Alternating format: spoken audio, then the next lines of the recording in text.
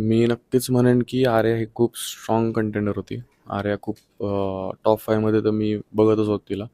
पण काही गोष्टी तिच्या होत्या म्हणजे की ती ॲक्सेप्ट पण करत होती किंवा कधी-कधी पॅनिक होत होती वगैरे.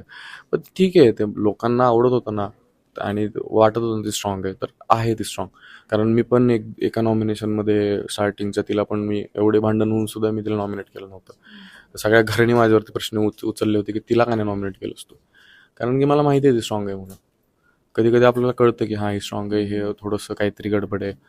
तर पण तिथली जी गोष्ट आहे, जी घडली, तर ती नक्कीच असं वाटतंय की जर तिने थोडा कंट्रोल ठेवला असता ना, तर ती राहिली असती आणि खूप स्ट्रॉंगली तिने तिचं अस्तित्व तिथं हे केलं असतं. पण रूल्स असे आहेत की हात उचलायचा नाही. कितीही प्रोव्होक झालं, कितीही काही झालं तरी जो हात उचलतोय त्याला शिक्षाही भेटतेच.